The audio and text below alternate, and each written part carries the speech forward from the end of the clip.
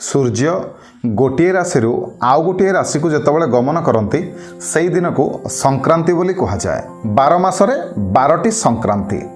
ओडिया मानकर नववर्ष हिसाब से मेष संक्रांति होछि प्रथम संक्रांति। मेष संक्रांति बा पणा संक्रांति बा महाविषुव संक्रांति रो महत्व टिके अधिक। तेबे आसंतु जानिबा मेष संक्रांति बा पणा संक्रांति विषय रे किछि कथा एवं ता सहित मध्य जानिबा मेष संक्रांति बा पणा संक्रांति ठारू वृष संक्रांति पर्यंत समस्त राशि मानकर राशिफल मेष ठारू मीन पर्यंत। नमस्कार, मु मनोज दास स्वागत आपण मानकु आजिकार ए भिडियो रे।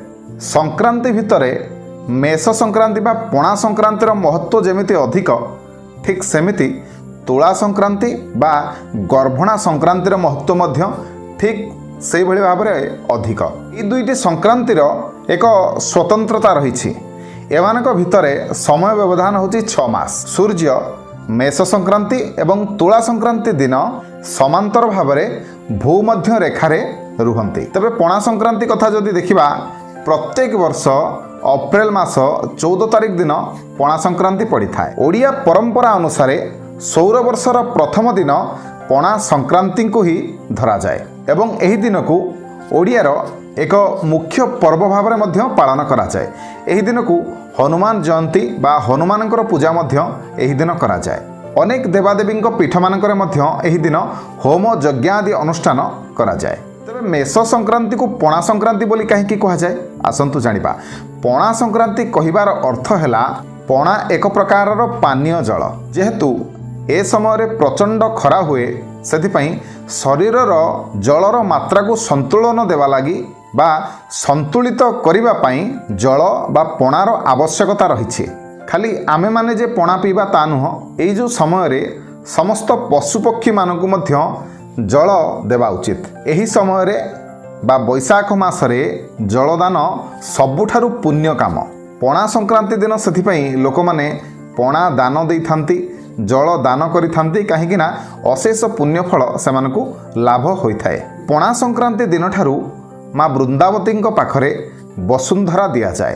तुलसी गछ को ये जो प्रचंड खरातापरू रुद्रतापरू रक्षा करने गोटे कलसी बा गोटे ठेकी को से कणा कर दि जाए तलपटे आउ से पानी पुरेकी गोटे शिकार टांगिकी रखा जाए तुलसी गछ उपर। जमिति बुंदा बुंदा जल प्रत्येक समय जमिति तुलसी गछ उपरे पड़िबो आउ ये जो खरा जमिति नहब से किछि डाल मध्य दिया जाए। आउ ये जो ठोपे ठोपे पानी पड़े से तुलसी गछटी आउ मरिबनी। प्रत्येक दिन माँ तुलसी पाखरे जल दिया जाए, नैवेद्य मध्य दिया जाए। माँ वृंदावती को पूजा करा जाए 1 मास धरी। यहाकू वसुंधरा बोली कहते। तेबे पणा संक्रांति दिन समस्त देवादेवी पाखरे पणा लगी हुए एवं से दिन छतुआ भोग मध्य ठाकुर पाखरे लगी होता है। एबे आसंतु जानिबा जो माने एई मासरे जन्म ग्रहण करिवे सेमानक पई किपरि रहिबो तांकर भविष्यत।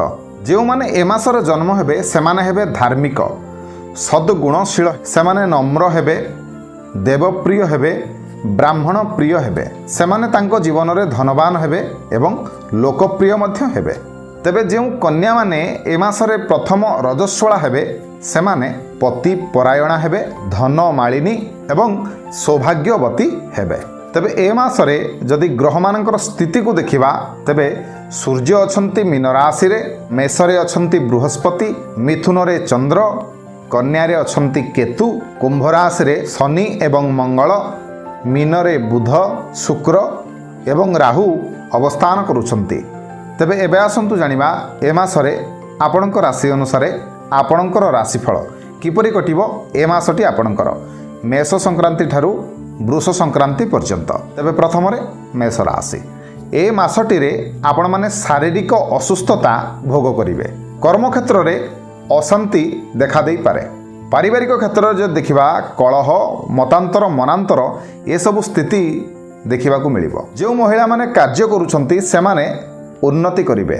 छात्र छात्री माने परीक्षा रे सफल हेबे, किंतु परिश्रम निश्चिंत करने को पड़ो। तापरे वृष राशि। ए मासटी रे आपण मानकर कर्म क्षेत्र रे अशांति देखादेव एवं व्यवसाय रे आपण को क्षति देखादेव। पैतृक संपत्ति पाई वाद विवाद देखादेव। माली मकदमार समस्या मध्य देखा दे पारे। आपण माने ରକ୍ତଚାପ ରୋଗରେ ପୀଡ଼ିତ ହୋଇପାରନ୍ତି। ମହିଳାମାନେ ଚିନ୍ତିତ ରହିବେ ଏବଂ ଛାତ୍ରଛାତ୍ରୀମାନେ କୃତକାର୍ଯ୍ୟ ହେବେ। ମିଥୁନ ରାଶି, ପିତାଙ୍କର ସ୍ୱାସ୍ଥ୍ୟ ଅବସ୍ଥାକୁ ନେଇ ଟିକେ ଚିନ୍ତିତ ରହିବେ। ବ୍ୟବସାୟରେ ସାମାନ୍ୟ ଟିକେ ଲାଭ ଆପଣଙ୍କୁ ମିଳିବ।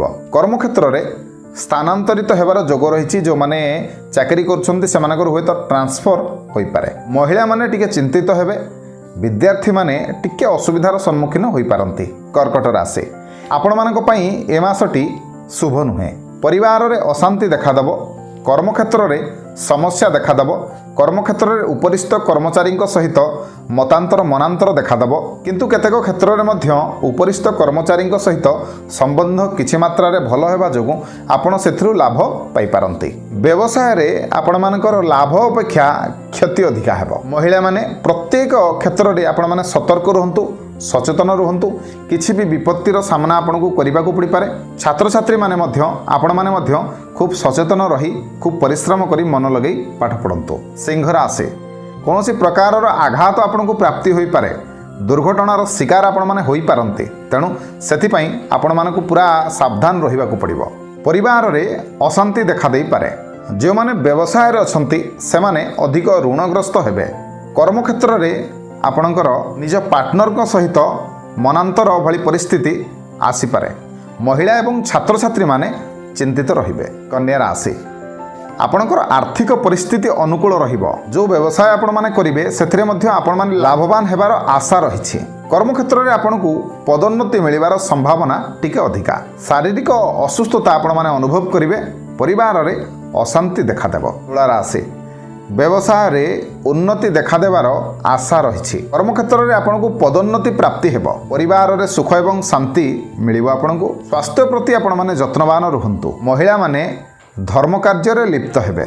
ଛାତ୍ରଛାତ୍ରୀମାନେ ଶିକ୍ଷା କ୍ଷେତ୍ରରେ ଆପଣମାନେ ଉପକୃତ ହେବେ। ବିଛା ରାଶି, ଆର୍ଥିକ ଅବସ୍ଥା ଆପଣଙ୍କର ସ୍ୱଚ୍ଛଳ ହୋଇପାରେ। ପରିବାରରେ ଅଶାନ୍ତି ଦେଖାଦେବ। କର୍ମକ୍ଷେତ୍ରରେ ବିଶୃଙ୍ଖଳା ଦେଖାଦେବ। ବ୍ୟବସାୟରେ ଆପଣ ଚାହୁଁଥିବା ଅନୁସାରେ ଲାଭ ଆପଣଙ୍କୁ ମିଳିବ ନାହିଁ। ମହିଳା ଏବଂ ଛାତ୍ରଛାତ୍ରୀମାନେ ନିଜର କର୍ମକ୍ଷେତ୍ରରେ ଅଶାନ୍ତି ଭୋଗ କରିପାରନ୍ତି। ଧନୁ ରାଶି, ପୈତୃକ ସମ୍ପତ୍ତିକୁ ନେଇ ଗଣ୍ଡଗୋଳ ଦେଖାଦେବ। ବନ୍ଧୁଙ୍କ ସହିତ ମନାନ୍ତର ହେବ। କର୍ମକ୍ଷେତ୍ରରେ ସ୍ଥାନାନ୍ତରିତ ହେବେ। କୌଣସି ଏକ ବିଶେଷ ସୂତ୍ରରୁ ଆପଣଙ୍କୁ ଧନଲାଭ ହୋଇପାରେ, କିନ୍ତୁ ବ୍ୟବସାୟୀମାନେ କ୍ଷତିଗ୍ରସ୍ତ ହେବେ। ମକର ରାଶି, କୌଣସି ପ୍ରକାରର ଭୂସମ୍ପତ୍ତି ଆପଣଙ୍କୁ ମିଳିପାରେ। କୌଣସି କ୍ଷେତ୍ରରୁ ଆପଣଙ୍କୁ ଅର୍ଥଲାଭ ହେବ। କର୍ମକ୍ଷେତ୍ରରେ ଆପଣଙ୍କୁ ଶାନ୍ତି ମିଳିବ। ବ୍ୟବସାୟରେ ଆପଣମାନେ ଲାଭବାନ ହେବେ। ମହିଳା ଏବଂ ଛାତ୍ରଛାତ୍ରୀମାନେ ଖୁସି ରହିବେ। ପରିବାର ସହ ଦୂର ସ୍ଥାନକୁ ଯାତ୍ରା କରିପାରନ୍ତି। କୁମ୍ଭ ରାଶି, ଶରୀର ଆପଣଙ୍କର ଅସୁସ୍ଥ ରହିବ। ଦୁର୍ଘଟଣା ଘଟିପାରେ, ତେଣୁ ସେଥିପାଇଁ ସଚେତନ ରୁହନ୍ତୁ। କର୍ମକ୍ଷେତ୍ରରେ ସମ୍ମାନ ହାନି ହୋଇପାରେ ଆପଣଙ୍କର। ବ୍ୟବସାୟ କ୍ଷେତ୍ରରେ ମାଲି ମକଦ୍ଦମା ଅଶାନ୍ତି ଭଳି ପରିସ୍ଥିତି ଆପଣଙ୍କୁ ଦେଖାଦେଇପାରେ। ପରିବାରରେ ଅଶାନ୍ତି ଦେଖାଦେବ। ମହିଳା ଏବଂ ଛାତ୍ରଛାତ୍ରୀମାନେ ନୂଆ ଏକ କର୍ମକ୍ଷେତ୍ରରେ ନିଯୁକ୍ତି ପାଇପାରନ୍ତି। ମୀନ ରାଶି, ଆପଣଙ୍କର ସ୍ୱାସ୍ଥ୍ୟରେ ଅବନତି ଦେଖାଦେବ। ସ୍ୱାସ୍ଥ୍ୟ ସମସ୍ୟାକୁ ନେଇ ଚିନ୍ତିତ ରହିବେ। କର୍ମକ୍ଷେତ୍ରରେ ଆପଣମାନେ ଅପମାନିତ ହେବେ। ପାରିବାରିକ ଜୀବନ ଆପଣଙ୍କର ଦୁଃଖମୟ ରହିବ।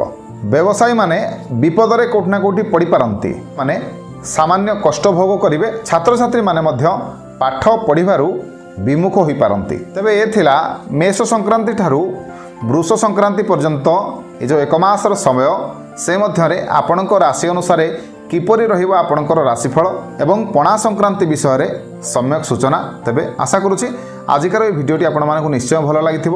ଯଦି ଭିଡ଼ିଓ ଭଲ ଲାଗିଥାଏ ତେବେ ଭିଡ଼ିଓକୁ ଲାଇକ୍ କରିବେ, ଭିଡ଼ିଓକୁ ସେୟାର କରିବେ ଏବଂ ଚ୍ୟାନେଲକୁ ସବସ୍କ୍ରାଇବ୍ କରିବେ। ରହିଲି, ଧନ୍ୟବାଦ।